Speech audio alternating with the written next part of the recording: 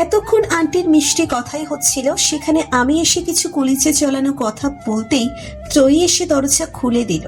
দরজা খুলে দিতেই আমি ত্রয়ীকে ধাক্কা দিয়ে রুমে ঢুকে পড়লাম। আমার পেছন পেছন আন্টিও আসলো। আন্টি মোলায়েম গলায় বলল, ত্রয়ী, মা আমার কথাটা একটু শুন। আমি তোমার কোনো কথা শুনতে চাই না। আন্টি এই মেয়ে ভালো কথা শোনার মেয়ে না, মিষ্টি কথা বলেও লাভ নেই। মিষ্টি কথা বলে তো কোনো কাজ হয়নি। এখন আপনার উচিত ওকে ঠাস ঠাস করে দুটো থাপ্পড় মেরে বোঝানো। প্রিয়া, তুই আমার বেস্ট ফ্রেন্ড হয়ে আমার সাথে এমন করছিস? তুই এমন ঢং করছিস কেন? দেখতে আসলেই কি বিয়ে হয়ে যায়? নাকি তুই নিজেকে বিশ্বের সেরা সুন্দরী মনে করিস যে তোকে কেউ দেখতে আসলে তোকে বিয়ে না করে তোর বাসা থেকে এক পাও নড়বে না? দেখতে আসলে কি বিয়ে হয়ে যায়, এই কথার উপর ভরসা করে বাংলাদেশের 50% মেয়ে ভেসে যাচ্ছে। আন্টি একটা দীর্ঘশ্বাস ফেলে রুম থেকে চলে গেলেন। উনি হয়তো বুঝে গেছেন ওনার মেয়েকে বোঝানোর সাধ্য কারো নেই। আন্টি রুম থেকে চলে যেতেই আমি দুই হাত ত্রয়ীর গালে আঁকড়ে ধরলাম। এই মেয়ে, আমার দিকে তাকা। আচ্ছা চা তাকাতে হবে না, আমার কথাটা তুই একটু শোন। তুই ছাড়া তোর বাবা মায়ের আর কোনো সন্তান নেই। তুই জানিস তোর বাবা অসুস্থ, আর কতদিন বাঁচবে তার গ্যারান্টি নেই। আঙ্কেল তোর চিন্তায় চিন্তায় আরো অসুস্থ হয়ে পড়ছেন। তুই শুনলে হয়তো অবাক হবি, আঙ্কেলের সপ্তাহ আগে আমার কাছে ফোন দিয়ে কান্নাকাটি করেছে। আঙ্কেলের ক্রন্দনরত গলা শুনে আমি হতভম্ব হয়ে গিয়েছিলাম। উনি বারবার করে একটা কথাই বলছিলেন, আজ আমার যদি কিছু হয়ে যায়, আমার স্ত্রী আর মেয়েকে কে দেখবে? কে ওদের খেয়াল রাখবে? কে ওদের এই স্বার্থপর ভয়ঙ্কর সমাজ থেকে রক্ষা করবে? আমি মারা গেলেও ওদের টাকা পয়সার অভাব হবে না। আল্লাহ আমাকে যা দিয়েছেন তা দিয়ে অনায়াসে ত্রেই আর তের মার সারা জীবন কেটে যাবে। হয়তো তোমার মনে হচ্ছে আমি মেয়েদের তুচ্ছ তাচ্ছিল্য করছি, তা কিন্তু মোটেও নয়। আমাদের এই সমাজ যতই বলুক নারী এবং পুরুষের সমান অধিকার, কিন্তু বাস্তবিক অর্থে তা হয় না। কারণ এটা পুরুষতান্ত্রিক সমাজ। এই সমাজে মেয়েরাই মেয়েদের শত্রু। একটা মেয়ে আরেকটা মেয়ের ভালো দেখতে পারে না। তোমার আন্টি বা আর কয়দিন বেঁচে থাকবেন? একা একটা মেয়ে বেঁচে থাকা যে কতটা কঠিন সেটা আমার মেয়ে বুঝতে পারছে না। তুমি জানো, আমি যে কাজ করতাম সেই কাজে আমার শত্রুর অভাব ছিল না। এখন নেই তা কিন্তু নয়। সুযোগ পেলে আমার পরিবারকে ধ্বংস করে দিতে ওরা পিছুপা হবে না। প্রতিশোধের নেশায় ওরা অন্ধ হয়ে আসছে। এরকম একটা অবস্থায় নিজের স্ত্রী ও মেয়েকে ফেলে রেখে যে আমি মরেও শান্তি পাবো না। আমি তো কে বিয়ে দিয়ে মেয়ের জামাই না একটা ছেলে নিয়ে আসতে চাইছি, যে আমার অবর্তমানে তেই আর ওর মায়ের খেয়াল রাখবে। আমি ত্রয়ীর মুখটা নিচের দিকে ঘোরালাম। এখনো চুপ করে থাকবি? কিছু তো বল। আঙ্কেল তোর জন্য টেনশন করতে করতে আরো অসুস্থ হয়ে পড়ছেন। আঙ্কেলকে এই সময় টেনশন মুক্ত রাখতে হবে। ত্রয়ী কিছু বলল না। বুঝলাম মৌনতা সম্মতির লক্ষণ। আমি ত্রয়ীকে কালো রঙের একটা শাড়ি পরিয়ে দিলাম। ত্রয়ীকে হালকা করে সাজিয়ে দিলাম। এর মাঝে আন্টি একবার এসে দেখে গেছে। ত্রয়ীকে রেডি হতে দেখে স্বস্তির নিঃশ্বাস ফেললাম। কিছুক্ষণ পর আন্টি এসে বলল ওনারা চলে এসেছেন আর ত্রয়ীকে নিয়ে যাওয়ার কথা বলছেন। আমি ত্রয়ীকে নিয়ে ড্রয়িং রুমে এলাম। ত্রয়ী মাথা নিচু করে আছে। মাথা নিচু রেখেই সালাম দিল। আমি ত্রয়ীকে সোফায় বসিয়ে দিলাম। হুট করে ত্রয়ী সামনে তাকালো, বসা থেকে উঠে দাঁড়ালো। আমার আর বুঝতে বাকি রইল না ত্রয়ী ইফাত স্যারকে দেখেই দাঁড়িয়ে গেছে। ত্রয়ী ইফাত স্যার আর আমার দিকে একবার তাকিয়ে হনহন করে ড্রয়িং রুম ত্যাগ করলো। আমিও সবার দিকে এক পলক তাকিয়ে ত্রয়ীর পিছনে দৌড় দিলাম। ত্রয়ী বিছানায় উল্টো করে বসে আছে। আমি রুমে ঢুকতে ঢুকতে বললাম, ত্রয়ী আমার প্রশ্নের উত্তর না দিয়ে উল্টে আমাকে প্রশ্ন করে বসলো। তুই সবকিছুই আগে থেকে জানতি, তাই না? তুই জানতি ইফাত স্যার আমাকে দেখতে আসছে? আমি ত্রয়ীর প্রশ্নের কি জবাব দিব ভেবে পাচ্ছি না। মিথ্যে বলেও লাভ নেই। আমতা আমতা করে বললাম, হ্যাঁ। আমার হ্যাঁ বলতে দেরি হলেও ত্রয়ীর আমার উপর ছাপিয়ে পড়তে দেরি হলো না। ত্রয়ী আমার দুই বাহু ধরে ঝাঁকিয়ে বলে, তুই আমার সাথে এটা কি করে করতে পারলি? আমার বেস্ট ফ্রেন্ড হয়ে আমার সাথে এমন বেমানি করতে পারলি? ওর কোনো দোষ নেই, যা করার আমি করেছি। ইফাত স্যারের কণ্ঠস্বর কর্ণগোচর হতেই ত্রয়ী তড়িৎ গতিতে উল্টে ঘুরে গেল।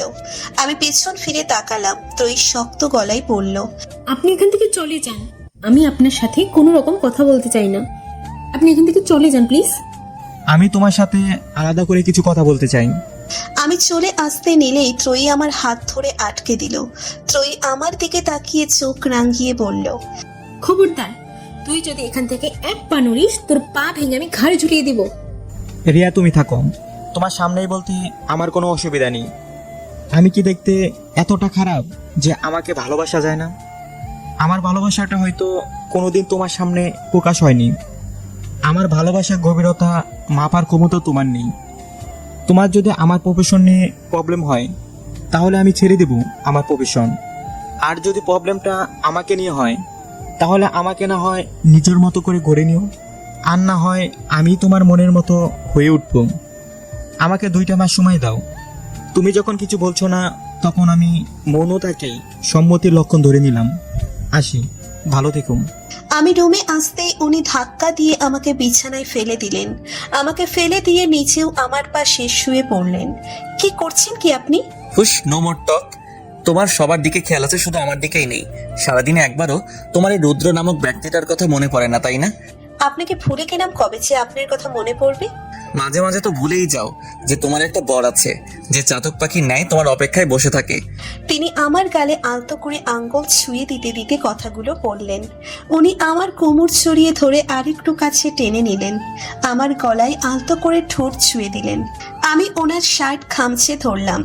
রৌদ্র শুধু রিসেপশনের কথা বলতেই সেই কথার ঘোর বিরোধিতা করলেন এনাম ভাইয়া আর নাইম ভাইয়া। ওনাদের মতে রৌদ্রের বিয়েতে কেউ উপস্থিত থাকতে পারেনি, তাই বিয়ের সকল অনুষ্ঠানই করা হবে। অনুষ্ঠান হিসেবে সিলেক্ট করা হয়েছে শহর থেকে অদূরে নাইম ভাইয়াদের বিলাসবহুল দাদার বাড়ি। নাইম ভাইয়ারা সপরিবারে দেশের বাইরে থাকে, তাই ওই বাসা খালি পড়ে আছে। ডিসিশন হলো আগামীকাল সকাল সকাল আমরা সবাই মিলে নাইম ভাইয়াদের ওই বাসায় যাব, আর অনুষ্ঠান চলবে 5 দিন ব্যাপী। রুদ্র রেডি হচ্ছে হসপিটালে যাওয়ার জন্য। উনি হসপিটালে ছুটির জন্য যাচ্ছেন আর সবাইকে ইনভাইট করার জন্য। আমিও রেডি হয়ে নিলাম, আমাকেও তো ছুটি নিতে হবে। দুজনেই একসাথে বের হলাম। স্যারের রুম থেকে বের হতেই দেখতে পেলাম আমার থেকে কিছুটা দূরেই ইফাত স্যার দাঁড়িয়ে আছেন। ওনার সাথে একজন মহিলাও আছে। একটু এগিয়ে যেতেই বুঝতে পারলাম মহিলাটি ইফাত স্যারের মা। আর এক পা এগিয়ে যেতেই ইফাত স্যারের মায়ের কথা শুনে আমি দাঁড়িয়ে গেলাম। তুই যেই মেয়েকে পছন্দ করেছিস, যাকে বিয়ে করতে চাস, সে তো তোকে সহ্যই করতে পারে না। জোর করে বিয়ে করে তো আর সুখী হওয়া যায় না। আর আমাকে যদি জিজ্ঞেস করিস আমার ত্রয়ীকে কেমন লেগেছে, তাহলে আমি বলবো ত্রয়ী মেয়েটা হয়তো একটু সুন্দরী, কিন্তু আমার ওর বান্ধবী রিয়াকেই বেশি ভালো লেগেছে।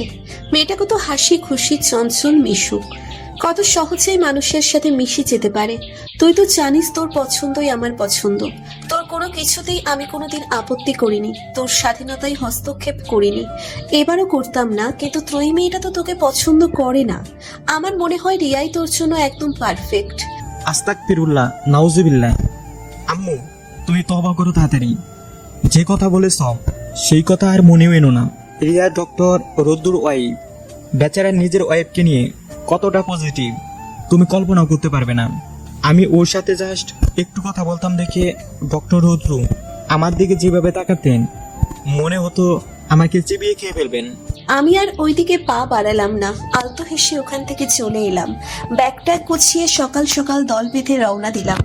ইফাত স্যারকে স্পেশালি দাওয়াত করা হয়েছে, তবে ইফাত স্যার আমাদের সাথে যাবেন না, উনি আলাদা যাবেন। ত্রয়ী যদি জানতে পারে ইফাত স্যারও আমাদের সাথে যাচ্ছেন, তাহলে ত্রয়ী পেকে বসতে পারে।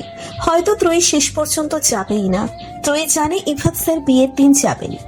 ইফাত স্যার আমাদের সাথে যাওয়ার প্ল্যানটা অবশ্য রুদ্রের, উনি সব ব্যবস্থা করেছেন। ওনার মতে ইফাত স্যারের এখন ত্রয়ীর আশেপাশে থাকা দরকার। নাইম ভাইয়াদের বাসায় যাওয়া হবে বাসে করে। এই প্ল্যানটা অবশ্য এনাম ভাইয়া আর ইলান ভাইয়ার। বাসে করে যাওয়ার কথা শুনে রুদ্র নাক মুখ কুঁচকে ফেলেন। উনি কিছুতেই বাসে করে যাবেন না। বাসে করে না যাওয়ার জন্য উনি বিভিন্ন বাহানা করা শুরু করেন। বাসে যাওয়ার কত প্রবলেম হবে সেগুলো দেখাতে শুরু করেন। রুনা আপু প্রেগনেন্ট, এনাম ভাইয়ের আম্মু অসুস্থ। এই অবস্থায় ওনাদের বাসে চড়া একদম ঠিক না। রুনা আপুর কথা বলতেই ইলান ভাইয়া দমে যায়, কিন্তু এনাম ভাইয়া নিজেকে কোনো মতেই দমাতে পারেননি। এনাম ভাইয়া ঠিক করেন রুনা আপু আর ওনার আম্মু গাড়ি করে যাবেন আর সবাই বাসে করে। সেখানে বাদশাদের রুনা আপু, উনি কিছুতেই গাড়ি করে যাবে না, সবাই আনন্দ করে যাবে আর সে বোরিং জার্নি করবে তা হতে পারে না। ইলান ভাইয়া চোখ রাঙিয়ে তাকাতেই রুনা আপু চুপসে যায়। বাসে উঠতে গিয়েই রুদ্র নাক মুখ কুঁচকে ফেলে, তা দেখে ইলান ভাইয়া এসে ফেলে। নাইম ভাইয়া রুদ্রের পিঠ চাপড়ে বলে, তুই কিন্তু গাড়ি করে যেতে পারিস, তুই বরং রুনাদের সাথে গাড়ি করে চলে যা, আমি ইলান আর এনামকে ম্যানেজ করে নিব। রুদ্র আমার এক হাত আগলে ধরে বলে, চলো রিয়া, আমরা বরং গাড়ি করেই যাই। ইলান ভাইয়া আমার আর এক হাত চেপে ধরে বলেন। তোকে যাওয়ার পারমিশন দিয়েছি, রিয়াকে নাম, রিয়া আমাদের সাথেই যাবে। রুদ্র ভ্রু কুঁচকে বলেন, আমার বউ তোদের সাথে যাবে কেন? আমার বউ আমার সাথে যাবে। তুই বরং রিয়াকে জিজ্ঞেস কর রিয়া কাদের সাথে যেতে চায়। ইলান ভাইয়া আমি অবশ্যই আপনাদের সাথে যাব। আমার বাসে করে জার্নি করতে অনেক ভালো লাগে, নাচ গান হই হুল্লোড়, উফ ভাবতেই খুশি খুশি লাগছে। রুদ্র আমার দিকে চোখ পাকিয়ে তাকায়। আমি ওনার দিকে তাকিয়ে মেকি হাসি দিয়ে বলি, আপনার তো বাসে চড়তে ভালো লাগে না, আপনি বরং গাড়ি করেই যান, আমি বাসে করেই যাব। কথাগুলো বলেই আমি দুই লাফে বাসে উঠে পড়লাম। আমি মাঝখানে সিটে বসতে গেলেই রুদ্র আমার হাত টেনে ধরে পিছনে নিয়ে এসে বসিয়ে দেয়। এই আপনি আমাকে পিছনে নিয়ে আসলেন কেন? তোমার জন্য আমাকে বাসে করে যেতে হচ্ছে। ভাবছো আমি এমনি এমনি ছেড়ে দিব? এখন রোমান্স চলবে। বাসে করে যাচ্ছি, পাশে একজন হট অ্যান্ড, চোখ মেরে বলে, বুঝতেই তো পারছো। ছি, আপনি এসব কি ভাষা করছেন? আপনি আগেই ভালো ছিলেন। আমি কখনোই ভালো ছিলাম না। আমি তো অন্য কাউকে বলছি না, নিজের বিয়ে করা বউকে বলছি। তোমাকে সবকিছু বলার লাইসেন্স আমার আছে। You are looking hot. ছি, আমি নাক মুখ কোচকে অন্যদিকে ঘুরে গেলাম। ঠিক তখনই ওনার অট্টহাসি আমার কানে এলো। আমি ওনার দিকে ভ্রু কুঁচকে তাকালাম।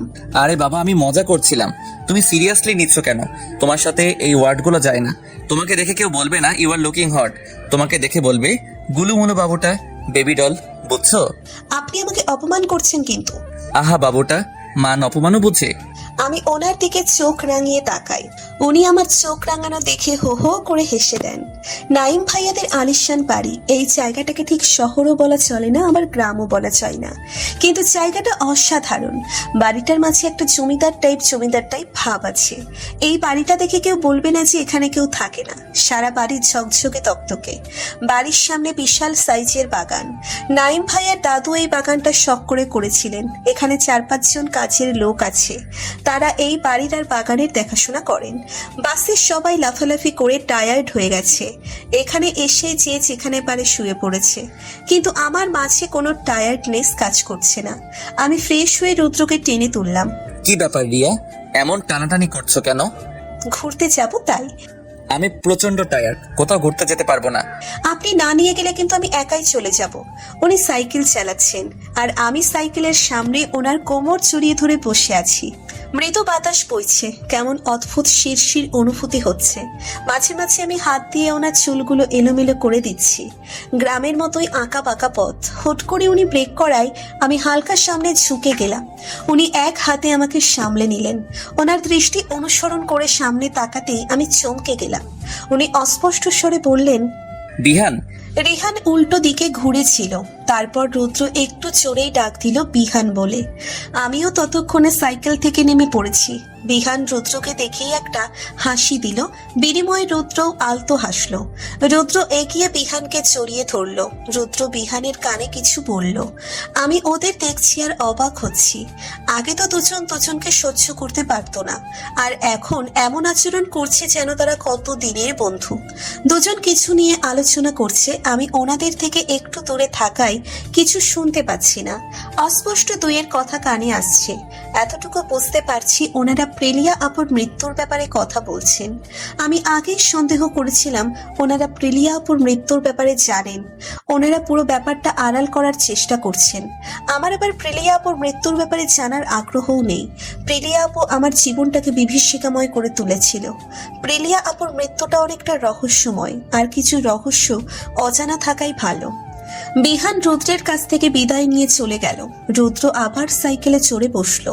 আমি এবার পিছনে বসে ওনার কোমর জড়িয়ে ধরলাম। উনি এখানে কি করছেন? নিজের বাড়িতে বেড়াতে এসেছিল। বিহানের বাবা মা এখন এখানেই থাকে, আজকেই চলে যাবে বিহান। আমাদের মাঝে আর কোনো কথা হয়নি। দুজনেই নিশ্চুপ হয়ে সময়টা উপভোগ করছিলাম। আরে আরে কই যান আপনারা? একটা লাইক দিয়ে যান, এত কিপটামি করেন কেন?